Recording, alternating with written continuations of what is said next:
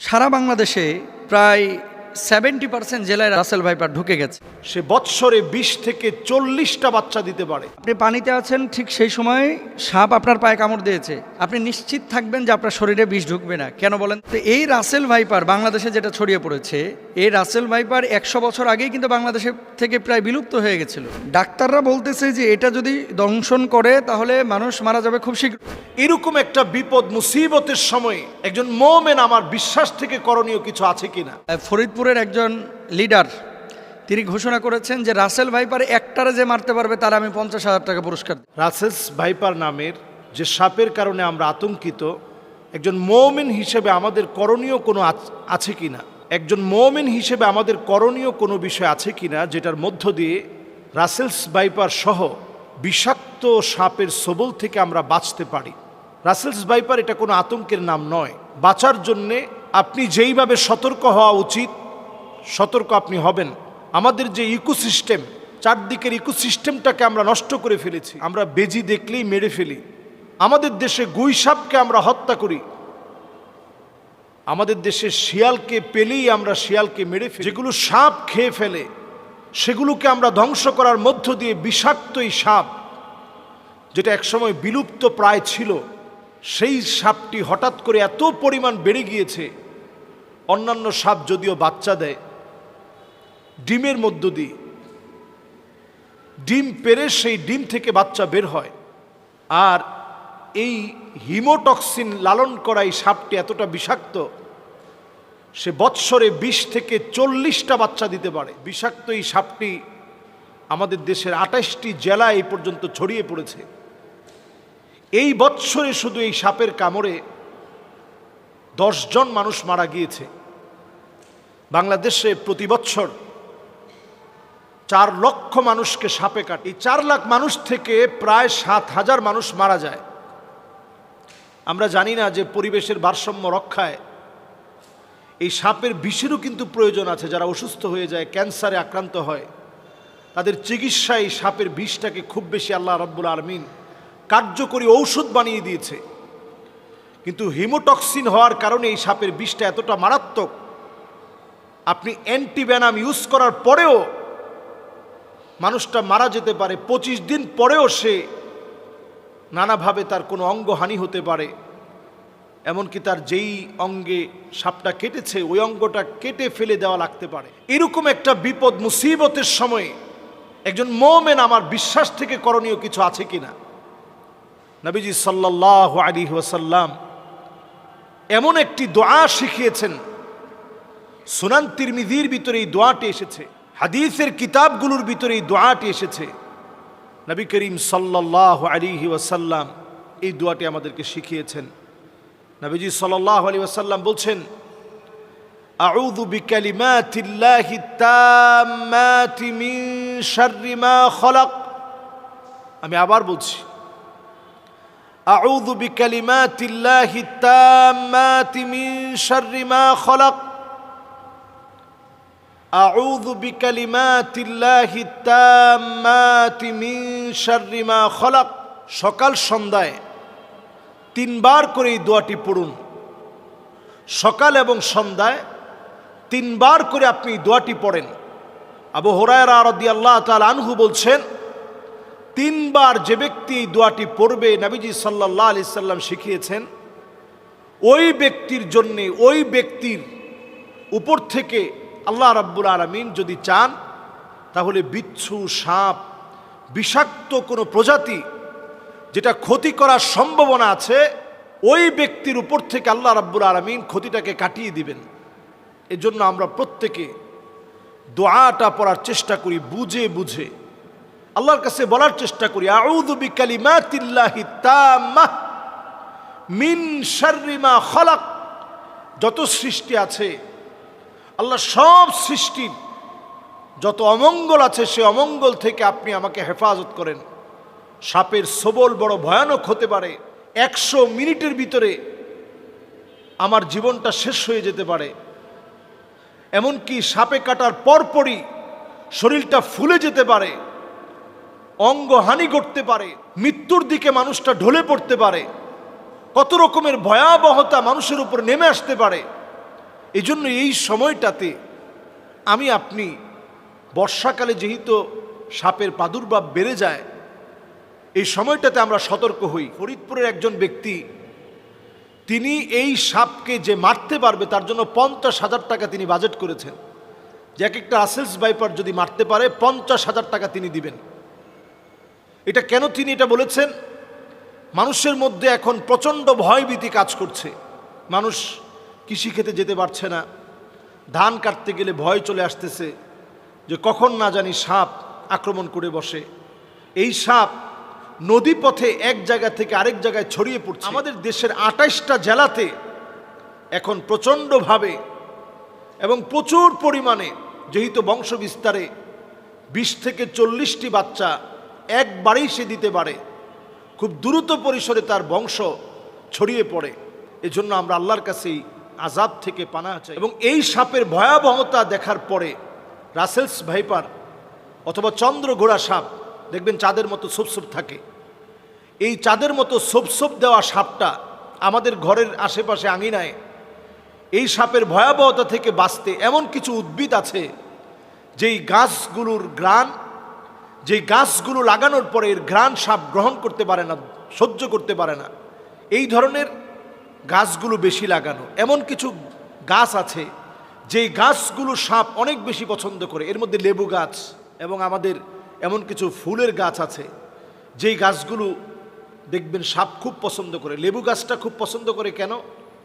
কারণ লেবু গাছের দেখবেন আশেপাশে বিভিন্ন জায়গাতে অনেক সময় ইঁদুর থাকে, ব্যাঙ থাকে। এই যে ইঁদুর আর ব্যাঙ যে জায়গার মধ্যে বেশি বেশি আসে, এমন সব জায়গার ভিতরে আপনি দেখবেন যে কোনো মুহূর্তে এই রাসেলস ভাইপার সহ বিভিন্ন সাপ এই জায়গাতে বাসা বানায় এবং এর আশেপাশেই বিভিন্ন সময়ে লুকিয়ে থাকে। তো অন্যান্য সাপগুলো স্বভাবত মানুষকে দেখলে ভয় পেয়ে যায় এবং সে চলে যেতেই চায়, কিন্তু রাসেলস ভাইপার এটা এমন আতঙ্কের নাম হয়ে দাঁড়িয়েছে যেটা মানুষকে গায়ে পড়েই কামড় দিতে চায় এবং ভয় দেখানোর জন্য এটা দেখবেন ঠিক প্রেসার কুকারের মতো আওয়াজ করে, মানুষ প্রচণ্ড যেন ভয় পেয়ে যায়। এজন্য আমি বলবো যে সাপকে আপনি মারার আগে একটু সতর্ক হবেন, অন্তত 3 বার বলবেন যে তুমি যদি জিন হও তাহলে চলে যাও, জিন হও তাহলে তুমি চলে যাও, জিন হও তাহলে চলে যাও। এরপরে আপনি যদি রাসেলস ভাইপার এই জাতীয় কোনো সাপ যেটা মানুষের জন্য বড় আতঙ্কের বিষয় হয়ে দাঁড়িয়েছে, আপনি এটাকে পেলে মেরে ফেলবেন। আমাদের দেশে সাপ রিস্কিউ করে যারা, এদেরকে আরও বেশি রাষ্ট্রীয় সম্মাননায় পদমর্যাদা দিয়ে তাদেরকে এগিয়ে আনা দরকার ছিল। এই মানুষগুলো দেশের এই সাপের মধ্য দিয়ে, এই সাপের বিষ দিয়ে যে মেডিসিনগুলো তৈরি করা যায়, এটা দিয়ে কিন্তু আমাদের দেশ অর্থনৈতিকভাবে স্বাবলম্বী হতে পারত। এবং এই সাপগুলো বিভিন্ন মানুষের রোগ মুক্তির কারণ হিসেবে আল্লাহ তাআলা কোনো কিছু কিন্তু অনর্থক দেন নাই, সব কিছু আমাদের জন্যই আল্লাহ তাআলা দিয়েছেন। এটা আমাদের জন্য মুক্তির কারণ হতে পারত, এটা আমাদের জন্য বরং ক্ষতিকারক না হয়ে এটা আমাদের জন্য উপকারী হতে পারত। আল্লাহ রাব্বুল আলামিনের কাছে আমরা ফরিয়াদ করি আমাদের দেশের এই ভয়াবহতা থেকে আল্লাহ যেন আমাদেরকে হেফাজত। সাপের ব্যাপারে কিন্তু হাদিস আছে একাধিক, এবং এক্ষেত্রে আব্দুল্লাহ ইবনে ওমর রাদিয়াল্লাহু তাআলা আনহু তিনি সাপ দেখলেই কিন্তু দৌড়ান দিতেন এবং মারতেন। আপনি বলবেন যে হুজুর কেন তিনি মারতেন? নবীজি সাল্লাল্লাহু আলাইহি ওয়াসাল্লাম এক প্রকার সাপের ব্যাপারে খুব সতর্ক করেছিলেন সাহাবীদেরকে। সেই সাপটা কোন সাপ দেখেন, নবীজি সাল্লাল্লাহু আলাইহি ওয়াসাল্লাম সেই সাপের ব্যাপারে আয়েশা রাদিয়াল্লাহু তাআলা আনহা قالت আমরা রাসূলুল্লাহ সাল্লাল্লাহু আলাইহি ওয়াসাল্লাম বিকতলি জিত তুফিয়াতাইনে ফাইন্নাহু ইয়ালতামিসুল বাসর ওয়া ইউসিবুল হাবাল। আয়েশা রাদিয়াল্লাহু তাআলা আনহা থেকে বর্ণিত, তিনি বলেন রাসূল আকরাম সাল্লাল্লাহু আলাইহি ওয়াসাল্লাম পিঠে 2টি সাদা রেখা বিশিষ্ট বিষধর সাপ মেরে ফেলার নির্দেশ দিয়েছেন, কারণ তার দৃষ্টিশক্তি কেড়ে নেয় এবং গর্ভস্থ সন্তানের ওপরে বিরূপ প্রতিক্রিয়া সৃষ্টি করে। গর্ভে যে সন্তান থাকে, এরকম কোনো মাকে যদি এই সাদা রেখা বিশিষ্ট সাপ দংশন করে তাহলে সেই সন্তানের ওপরে ইফেক্ট করে, মায়ের ওপরে ইফেক্ট করে। এটা নবীজি নিজে বলেছেন। কোথায় আছে হাদিসটি? নবীজি সাল্লাল্লাহু আলাইহি ওয়াসাল্লামের এই হাদিসটি আম্মাজান আয়েশা সিদ্দিকা রাদিয়াল্লাহু তাআলা আনহা থেকে বর্ণিত। বর্ণনাকারী আয়েশা বিনত আবু বকর সিদ্দিক রাদিয়াল্লাহু তাআলা আনহা এবং হাদিসের মান সহিহ মুসলিম ইসলামিক ফাউন্ডেশন থেকে যেটা অনুবাদ করা হয়েছে, সেখানে এই হাদিসটি আমরা যদি খুঁজি তাহলে পাবো। এরপর আসেন ওয়াকলাল আবতারু ওয়াদুত্তুফ ইয়াতাইনে, নবীজি কি বলছেন? লেজ খসে যাওয়া এবং পিঠে দুটি সাদা রেখা বিশিষ্ট সাপ। আব্দুল্লাহ ইবনে ওমর রাদিয়াল্লাহু তাআলা আনহু একটা সাপ দেখলেন, তারপরে এটার পিছু নিয়েছেন। অন্য অন্য সাহাবীরা ওনাকে বলছেন, এই তুমি কোথায় যাচ্ছ? কয় এই যে সাপ আমি দেখেছি, নবীজি সাল্লাল্লাহু আলাইহি সাল্লাম তো সাপ দেখলে মেরে ফেলতে বলেছেন, এই জন্য আমি মারার জন্য যাচ্ছি। তো সাহাবীরা বললেন, তুমি কি শোনো নাই যে ঘরে এবং ঘরের বাইরে যে সমস্ত সাপগুলা মানুষের আশপাশে থাকে, এই সাপগুলো তোমাকে দংশন না করলে, তোমার ক্ষতির কারণ না হলে তুমি তাকে হত্যা করতে পারবে না। এটা নবীজি নিজেই নিষেধ করেছে। তাহলে কি এখান থেকে বোঝা যায় যে যেই সাপটা আপনার শরীরের জন্য ক্ষতিকর, আপনার জীবন বিনাশ করবে, সেই সাপকে আপনার হত্যা করতে হবে। আর কিছু সাপ আছে, আপনি জানেন কি না, সারা পৃথিবীতে যত ধরনের সাপ আছে 80% সাপ যাদের নাই, বিষ নাই, মানুষকে কামড়াইলে এই মানুষের শারীরিক কোনো ক্ষতি হয় না। এবং সাপের একটা নেচার আছে, কিন্তু আপনি যতক্ষণ পর্যন্ত তারে খোঁচাখুচি না করবেন ততক্ষণ পর্যন্ত কিন্তু কামড়ায় না। খেয়াল করে দেখেন, ধরেন আপনার পাশ দিয়ে চলে যাচ্ছে, আপনাকে প্রথমে কিন্তু ছবল মারে না, এটা সাপের একটা বৈশিষ্ট্য। কিন্তু এই রাসেল ভাইপার বাংলাদেশে যেটা ছড়িয়ে পড়েছে, এই রাসেল ভাইপার 100 বছর আগেই কিন্তু বাংলাদেশের থেকে প্রায় বিলুপ্ত হয়ে গেছে। সাহারা মরুভূমিতে পাওয়া যেত, আরব বিশ্বের বিভিন্ন দেশে পাওয়া যেত, বাংলাদেশে কিভাবে আসলো এই সাপটা? এখন আমরা জানি না যে এটা কারো ষড়যন্ত্র কিনা বাংলাদেশের কৃষিখাত ধ্বংস করার জন্য, যে এই রাসেল ভাইপার ছাড়িয়ে দিলে কৃষকরা ভয়ে মাঠে যাবে না, ধান কাটতে পারবে না, বা জঙ্গলে যাবে না, কারণ এটার ইফেক্ট কিন্তু কৃষিখাতে অবশ্যই পড়বে। ডাক্তাররা বলতেছে যে এটা যদি দংশন করে তাহলে মানুষ মারা যাবে খুব শীঘ্রই, এবং ওই যে মেডিসিন বা ইঞ্জেকশন দেওয়ার পরে, অ্যান্টিভেনম দেওয়ার পরেও কিন্তু কাজ হয় না। অনেক সময় কিডনি বিকল করে ফেলে, হার্ট দুর্বল করে ফেলে, হার্ট বিকল করে ফেলে, এই জন্য মানুষ মারা যায়। এখন নবীজি সাল্লাল্লাহু আলাইহি ওয়াসাল্লামের সেই হাদিস থেকে আমরা স্পষ্টরূপে বুঝতে পারি, যেহেতু রাসেল ভাইপার মানুষের জন্য ক্ষতিকর। এবং আজকে দেখলাম পত্রিকায় ফরিদপুরের একজন লিডার তিনি ঘোষণা করেছেন যে রাসেল ভাইপার একটারে যে মারতে পারবে তার আমি 50,000 টাকা পুরস্কার দেব। তো এখন মানুষের জীবন আগে ভাই, প্রাণী, এই সাপ, পোকামাকড় যারা দংশন করে, এগুলো পরিবেশের ভারসাম্য অবশ্যই রক্ষা করে, কিন্তু মানুষের জীবনের জন্য যদি ক্ষতির কারণ হয়ে দাঁড়ায়, নবীজির ভাষ্য অনুসারে সেটাকে হত্যা করতে হবে। এবং ইভেন কুকুর, রাস্তায় যে সমস্ত কুকুর ঘোরাফেরা করে আপনার কোনো ক্ষতি করে না, তাদেরকে হত্যার কথা বলা হয় নাই। কিন্তু এমন কুকুর যদি থাকে যে এই কুকুর দেখলেই আপনার পেছন থেকে ধাওয়া করে, বাচ্চাদেরকে কামড়ে দেয়, এই কুকুরগুলোকে হত্যা করতে বলা হয়েছে।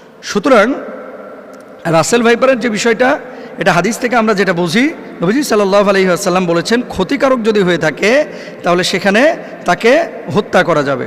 এবার আসেন, সারা বাংলাদেশে প্রায় 70% জেলায় রাসেল ভাইপার ঢুকে গেছে। এখন সাপে কামড়াইলে বাংলাদেশে আমরা কিছু ভুল বা কুসংস্কার কাজ করে থাকি, যেগুলো আসলে চিকিৎসা বিজ্ঞানের আলোকেও অথেন্টিক না এবং কোরআন হাদিসের আলোকেও অথেন্টিক না। মনে রাখতে হবে, যখন কোনো বিষয় আপনার শারীরিকভাবে কোনো ক্ষতি করছে, প্রথমত আপনাকে কারণটা বের করতে হবে যে কী কারণে এটা হলো। সাপে কামড়াইছে, সাপে কামড়ানোর পরে এই বিষটা কিন্তু আপনার শরীরের মধ্যে ঢুকতেছে। এখন আপনি শরীরের মধ্যে বিষ ঢুকেছে, ওই জায়গাটা না বেঁধে আপনি নিয়ে গেলেন ওঝার কাছে। ওঝা কি করতেছে, ওই তদবির করতে করতে করতে করতে, আগে যেমন বাংলা সিনেমায় দেখা যাইতো, ওই যে বিন বাজাইতেছে আর কাইটা যেই সাপটা দংশন করছে এ আবার উড়িয়া চুলাইতেছে। হ্যাঁ, আসার পরে ওখানে মনে করেন মুখটা দিয়ে আবার মনে করেন বিষ বাইর করে ফেলে। এগুলো মিথ্যা কথা ভাই, এগুলো কোনো ভিত্তি নাই। তবে হ্যাঁ, নবীজি সাল্লাল্লাহু আলাইহি ওয়াসাল্লামের সাহাবীরা একটা কাজ করেছিলেন, সূরা ফাতিহা পড়ে ওই জায়গাটায় থুথু লাগিয়েছিলেন, তারপরে ওটা বের হয়ে গেছিল। এর মানে এই না যে থুথু লাগাইলেই সাপের বিষ বাইরে হয়ে যাবে। কামড়াইছে রাসেল ভাইপার, আর আপনি নামাজ পড়েন না, রোজা করেন না, থুথু লাগিয়ে দিতেছেন, থুতুকে ওখানে কপ ফেললেও কিন্তু বিষ বাইর হবে না। এগুলো খেয়াল রাখতে হবে। তাহলে আপনার করণীয় কি? আপনাকে যাইতে হবে ডাক্তারের কাছে। আপনি ডাক্তারের কাছে যান, যাওয়ার পরে আপনি চিকিৎসা নেবেন। আর ওঝা, তারপরে বিন বাজানো, এ সমস্ত জিনিসগুলো অথেন্টিক যেহেতু না, যে জায়গাটায় অথেন্টিক বা কারো কাছে এমন কোনো মেডিসিন থাকলে আপনি সেই জায়গাটায় চিকিৎসা নিতে পারেন। আমাকে ভুল বুঝেন না, ঝাড়ফুঁক ইসলামে কিন্তু জায়েজ, কিন্তু কবিরাজির নামে এই যে বিন বাজাইতে বাজাইতে সাপকে দৌড়ায় নিয়ে আসা। আচ্ছা ভাই, সাপ এখানে কামড়ানোর পর কি বসে থাকে? বুঝছেন কথা? ধরেন কামড়াইলো উত্তরা 10 নম্বর সেক্টরে, সাপটা 10 নম্বরে কামড়ায়া ওই ভাসতে ভাসতে ভাসতে ভাসতে রাত্রে সফর করতে করতে টঙ্গি চলে গেছে।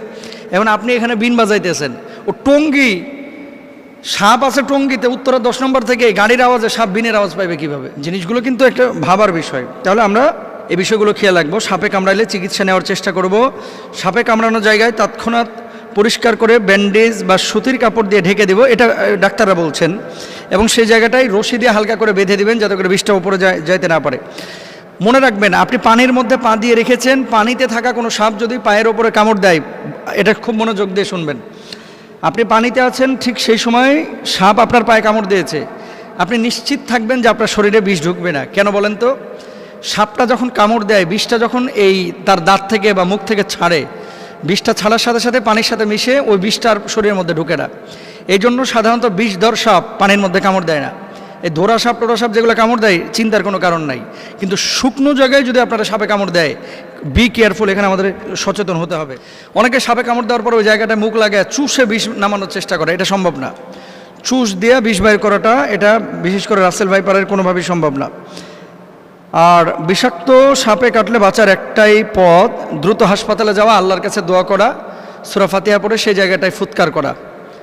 যেহেতু এই সূরাকে বলা হয় সূরাতুশ শিফা, মনে রাখবেন, সূরা ফাতিহাটাকে বলা হয় সূরাতুশ শিফা। এবং সাহাবীরা এই আমলটা করে ফলাফল পেয়েছে। আমরা আমলটাও করব এবং হসপিটালেও যাব, আল্লাহর উপর তাওয়াক্কুল করব। আল্লাহ তাআলা তৌফিক দান করুন।